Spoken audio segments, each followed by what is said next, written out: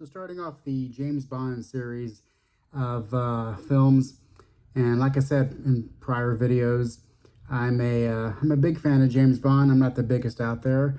For one, have only read Casino Royale, so so unfortunately, a lot of what I might say is strictly going to be just for the movies, and I'm going to eventually get around to the rest of the James Bond novels. But so if there's anything that I say that can be really argued by the books, let me know in comments of any videos. But first thing I want to talk about when it comes to Dr. No is how I think modern audiences might watch the James Bond movies, because if you're of any age, I would say maybe 40 or less, 30 or less, more than likely. But if you do watch any James Bond movies, you're probably going to start off with ones that you might have seen as you were growing up. So obviously the Daniel Craig movies would probably be the first ones you've seen, maybe a couple of Pierce Brosnan ones. But I think if you start watching those and then try to watch earlier Bond movies, for example, Dr. No, you might watch that wrongly if you expect to see something that you would compare to a newer movie. Especially the farther that you get away from the James Bond character, the more different that the earlier movies will appear to be. And that's going to be something that's very important when it comes to casting the new Bond and new Bond movies going forward, is really trying to stick to what makes that character Bond, James Bond. So the way I have seen the movies, just to kind of give a little brief history, I definitely started off with the Pierce Brosnan movies. Those were the ones that came out when I was in my teens. And of course, the GoldenEye Nintendo 64 game was something big that really got me into the movies. And then there was some games that came out for the other movies, and I remember going to see The World Is Not Enough on a school field trip, and it just, those are the movies I grew up on. And it might be that Pierce Brosnan is my favorite James Bond. But I do remember at a young age definitely seeing Goldfinger. That one was the one that, if you knew of a previous Bond movie, that was the title that came up. So I definitely saw that somehow at a younger age, and that might have helped my appreciation of the older films, maybe, perhaps. But I will say that when it comes to watching Dr. No, you have to realize several things.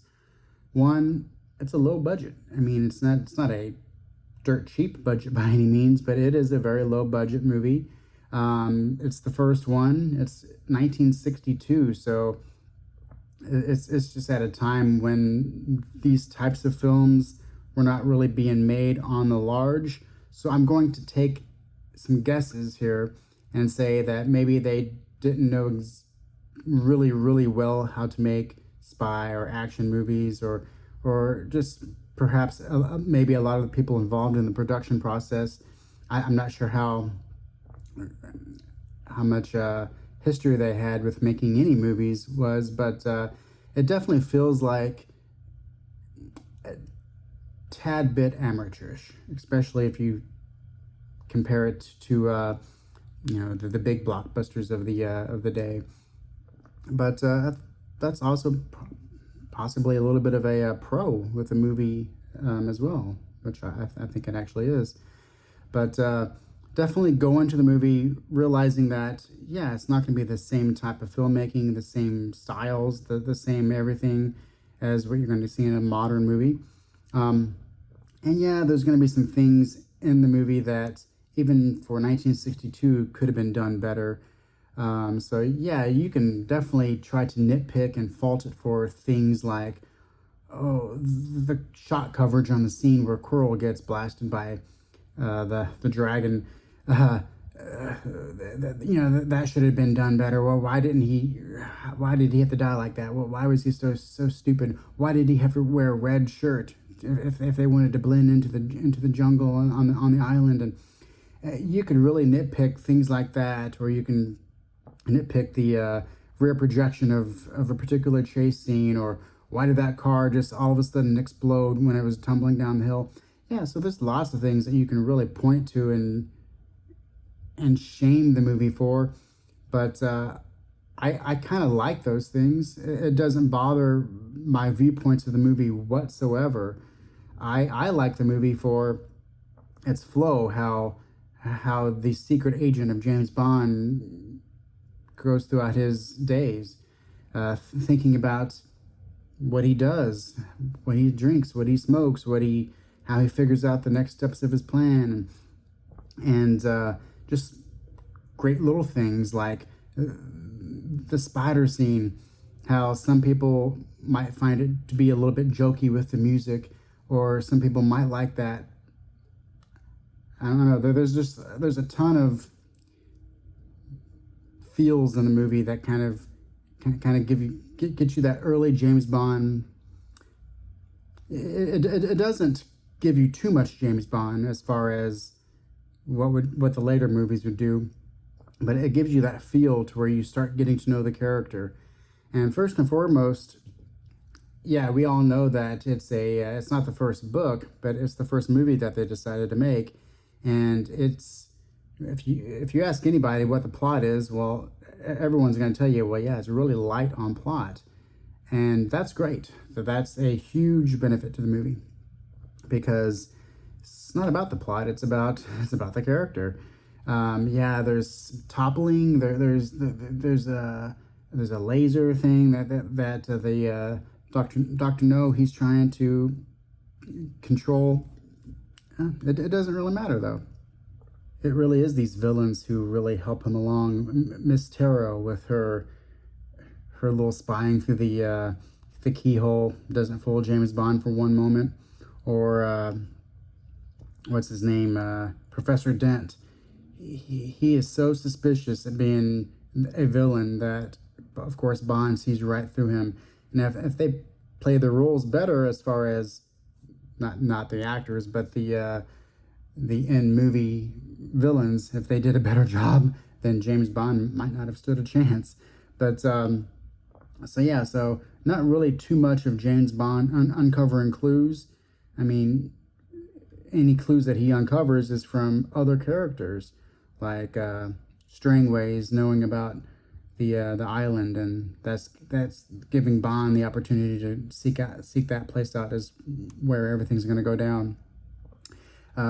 So I like how it's really just focusing on the beginnings of Bond.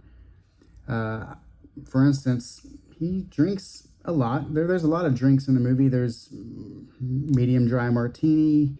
Bond makes a martini. Bond just has straight up vodka. He has a Negroni in one scene. There's champagne. There's coffee. So there's lots of little moments with drinking. There's some good stylistic choices. Not the best clothing in the series, but there's some nice suits, and I kind of like his blue suit when he's on the island. It's just it fits that scene. So nothing huge in the style departments.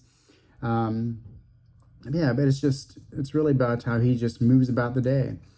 The biggest takeaway when I was watching the movie that I was thinking about was trying to think about the cigarettes that he smokes, because throughout the series, deeper into the series, smoking is brought up as, oh, that's a filthy habit, and slowly but surely Bond stops smoking.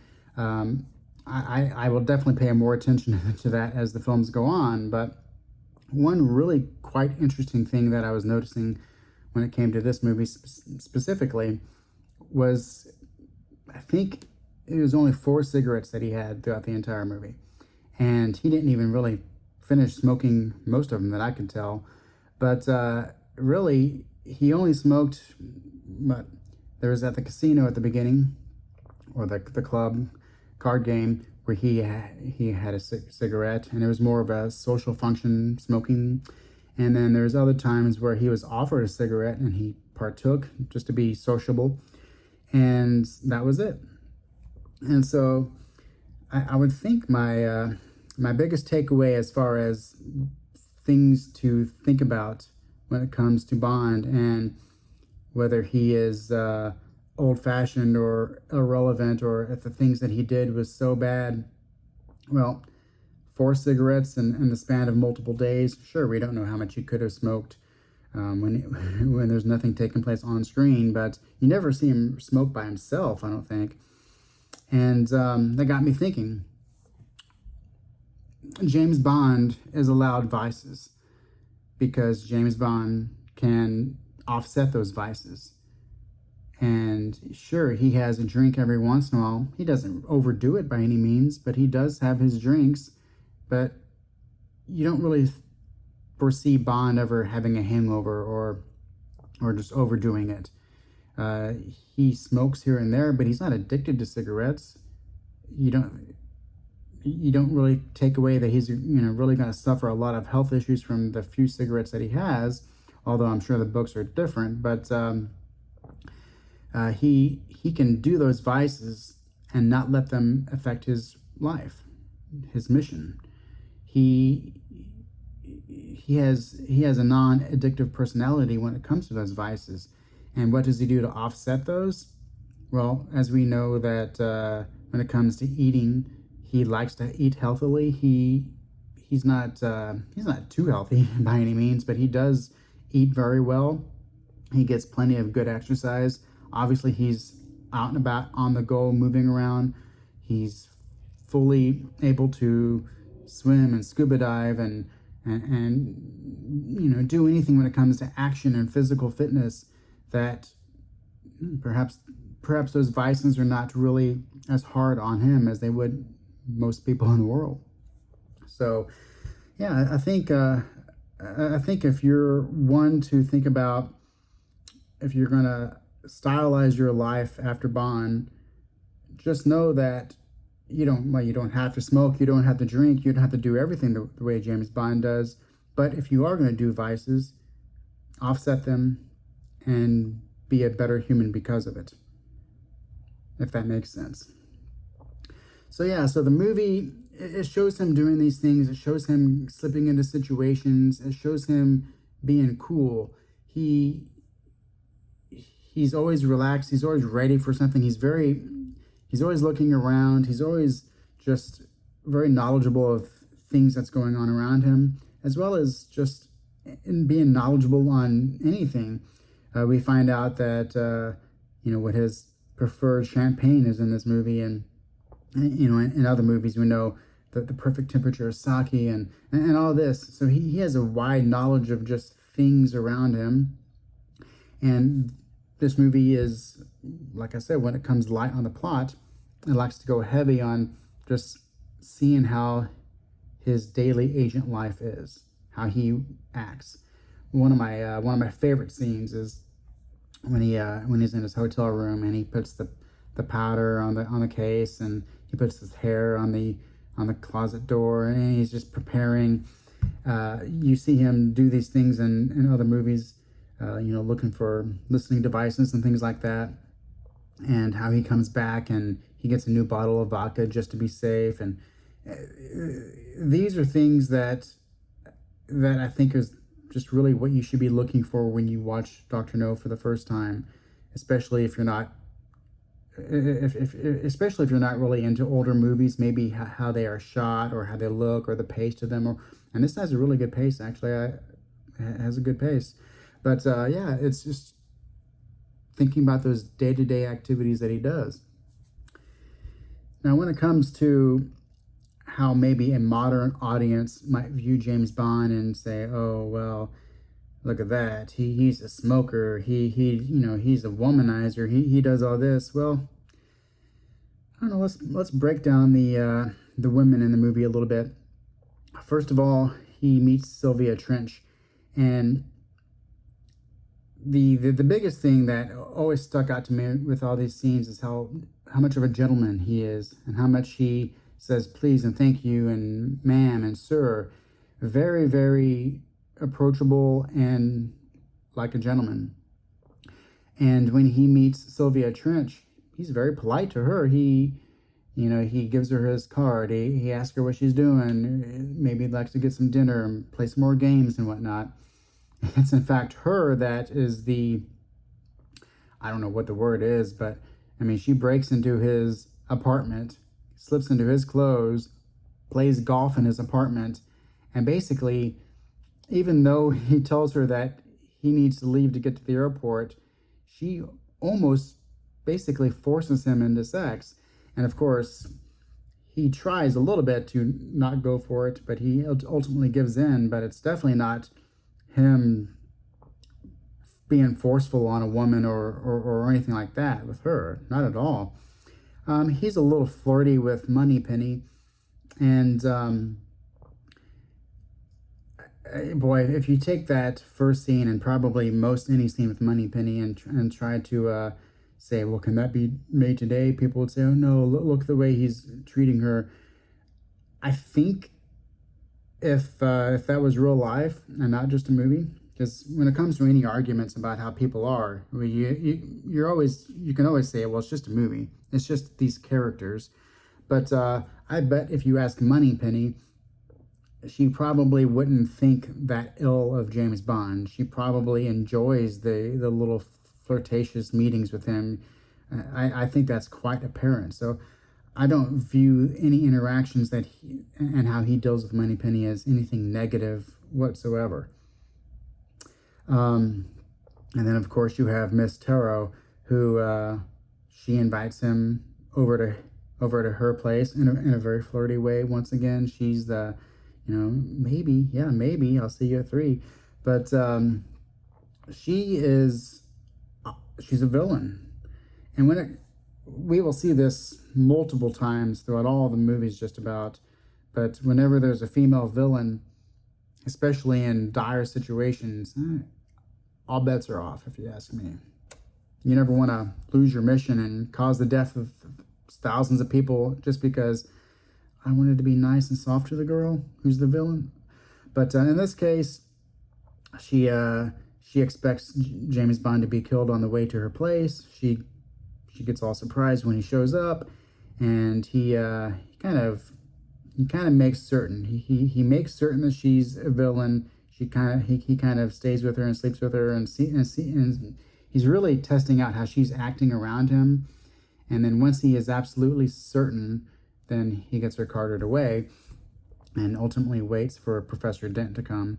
And one of my favorite lines, that's the Smith & Wesson, "You've had your 6." But once again, he's treating women how, at least in this first movie, he's treating women how they should be treated in a way that is okay with them. I wouldn't say Moneypenny should be treated like that, but she obviously, when it comes to the tennis match between them, she serves the ball right back to him and plays along with his games, and their relationship is seemingly great as it is. Miss Taro, behind, in a death attempt on Bond, well, she gets what she deserves. But then you get to the main female interest in the movie, and you have Honey Rider.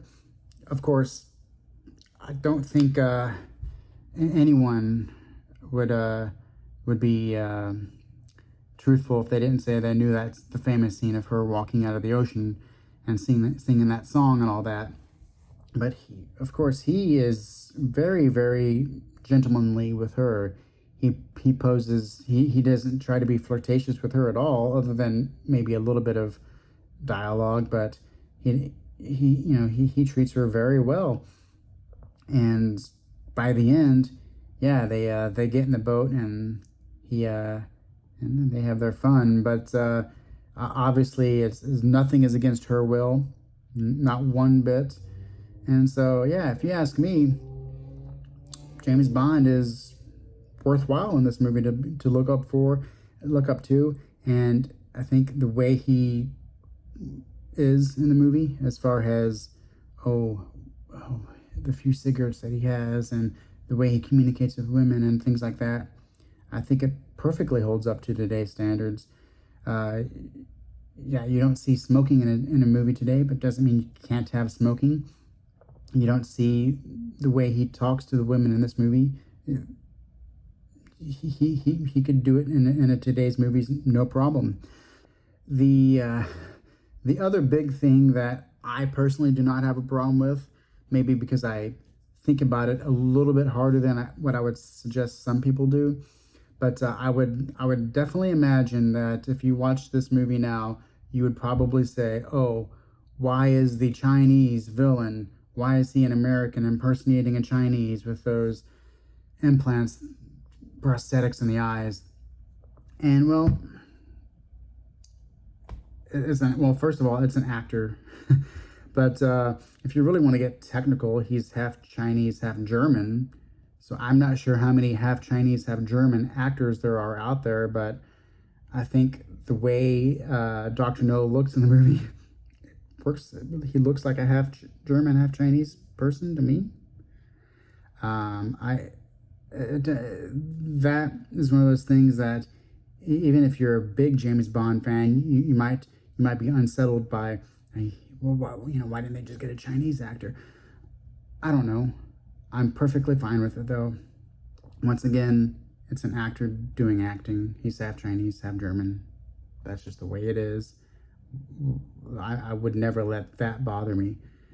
So yeah, so that was my not quick, but that was my simple review of Dr. No, trying to focus on not so much of the plot elements, but of some of the lifestyle elements, and how you can kind of look up to a character who might not be the most perfect human being out there, but if you were in his shoes, you would probably be doing the same things that he was doing in this movie, and probably all the other movies in the series as well. So coming up next, probably a few weeks, a month from now, who knows? I'm not sure what kind of schedule I will keep for this, because personally I like watching movies whenever I feel like watching a movie, and not just because I'm trying to get to a schedule or something. But it's going to be From Russia with Love, and that one will be a much more plot heavy movie, big time. But until then, let me know in the comments what you think about the character of Bond in this and how he goes about his daily business, and I will catch you on the next one.